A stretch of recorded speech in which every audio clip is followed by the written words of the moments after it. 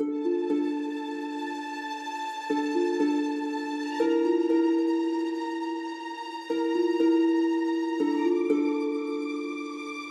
there was a girl named Margo, who, from the time she was born, never fell asleep. Not even once.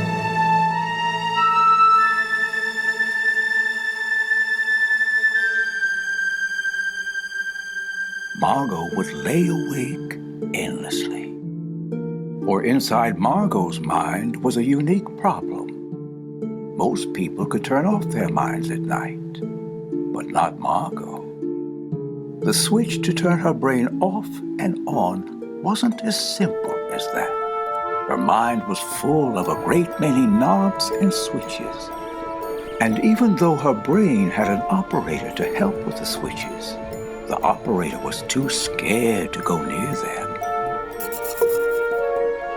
So she lay there awake while everyone else slept. As Margo got older, she noticed she was different than others. Happy birthday, Harriet. Margo, where did you get this?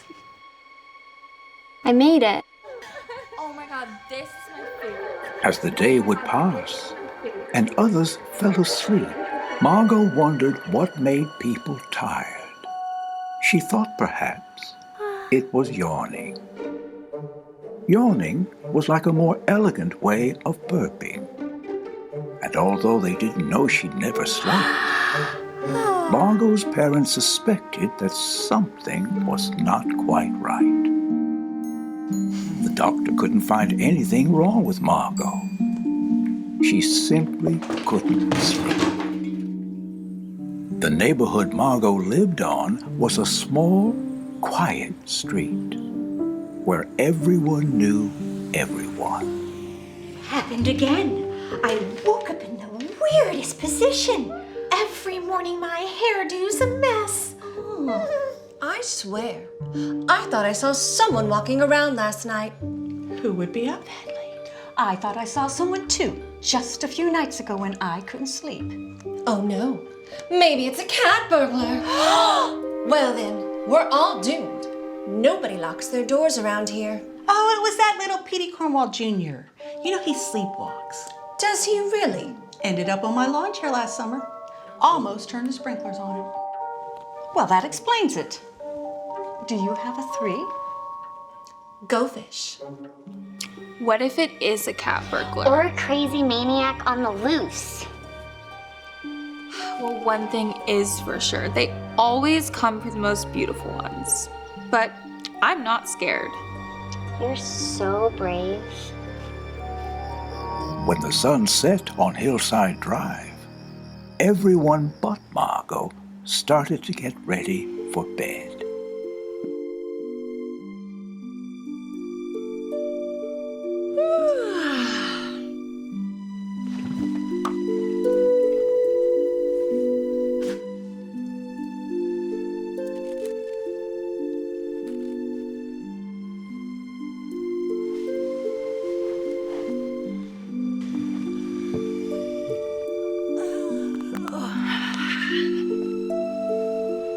By 10 o'clock, Hillside Drive became very quiet and still. No one knew Margo hadn't yawned, napped, slept, snored, or dreamed, or that as they yawned, napped, slept, snored, and dreamed, seemingly safe in their houses, they weren't entirely alone. Margo would study people as they slept, as quietly and sneakily as possible. It was very interesting to watch people sleep. Everyone slept different. Some tossed, some turned, some snored noisily, some were quiet, and some did not seem to be sleeping at all. Where'd you put the giraffes? In the garage? Well, keep them away from my orange-flavored hats. Do you promise? I promise.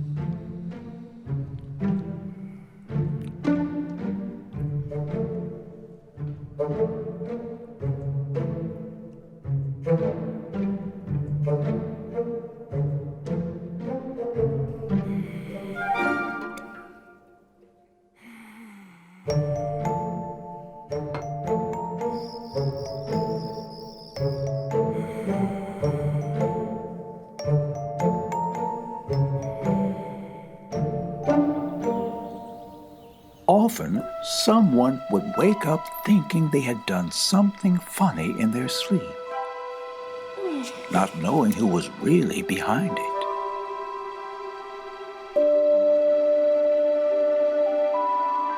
I don't know what keeps happening to my hair at night, dear.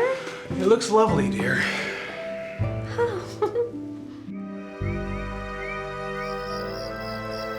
Margo wanted to know what it felt like to feel so tired she couldn't keep her eyes open. Yet, more than anything, Margo wanted to dream. Dreams seemed more amazing than Margo could even begin to imagine. Margo read about people's dreams in their, private diaries. The dreams people had sounded wonderful. People went wherever they wanted, became anything imaginable, and did things like flying or sometimes falling. Margo would give anything to dream herself. Even nightmares about giant spiders sounded dreamy. But how could she ever know how to dream without falling asleep?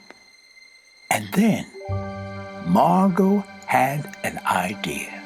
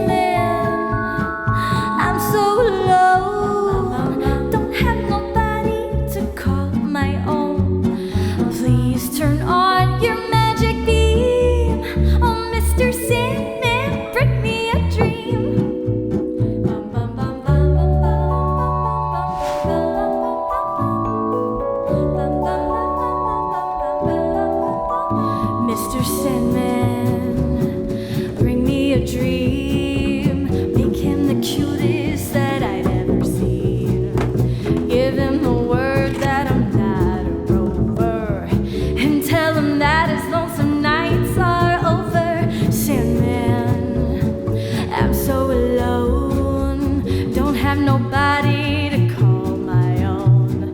Please turn on your magic beam, Mr. Sandman, bring me a dream.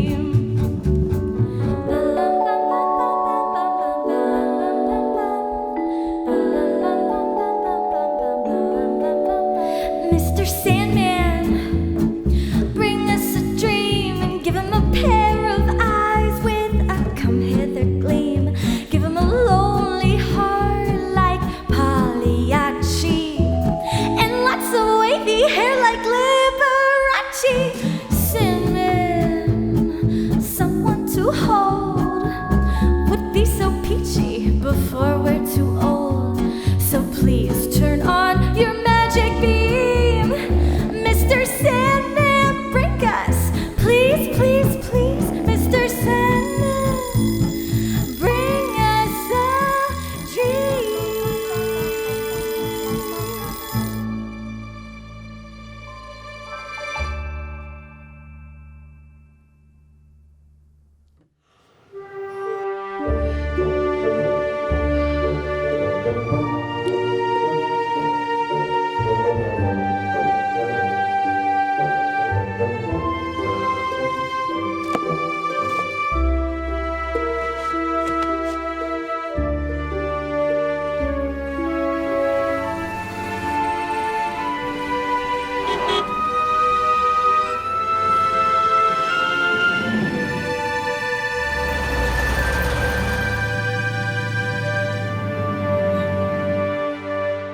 I came over as fast as I could. What is up? Look at this. That looks like paint from Margo's hand.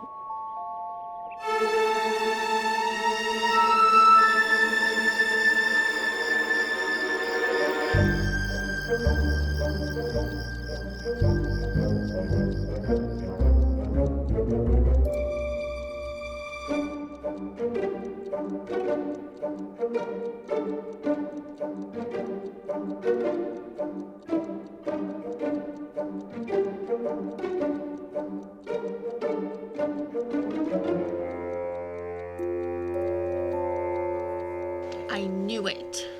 Come on, let's get that little freak once and for all.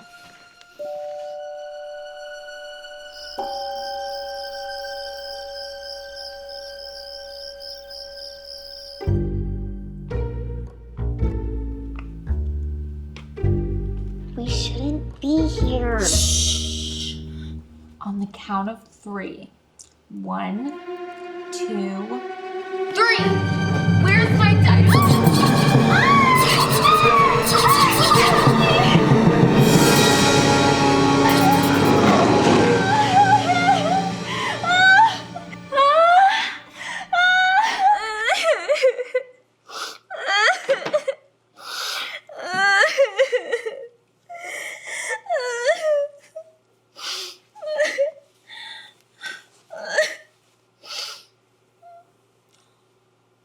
Here.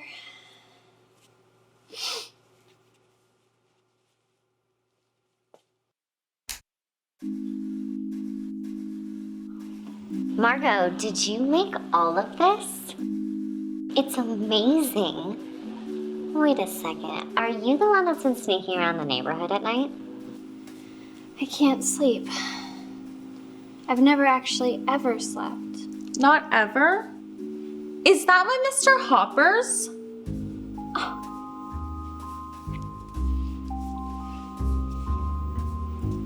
I'm sorry I took your diary. When I'm awake all night, I see how everyone sleeps. They all look so happy. I just wanted to know what it would be like to sleep too. I wanted to know what it would be like to have a beautiful dream, like one of yours. It's a lot like this, Margo. I remember dreaming about that bunny with the cereal and the octopus. You really never slept? That's terrible, Margo. I wish we could help you. Do you want to help me take all this stuff down so I can return it? No, we should leave it up. It's all so pretty, Margo. I couldn't have dreamt it better myself. Oh, wait a second. Maybe you should do just that.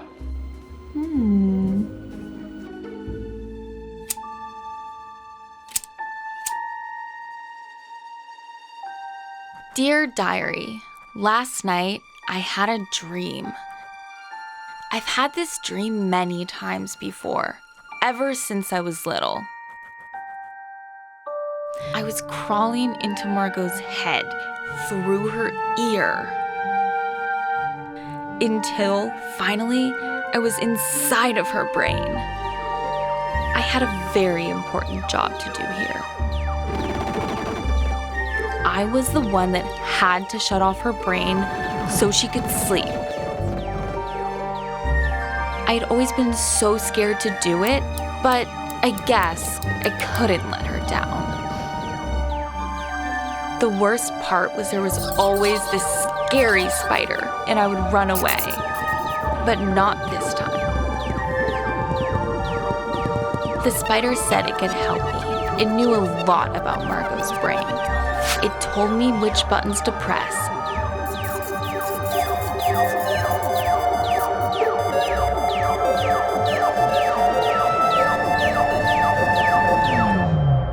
And then for the first time, Margo felt tired.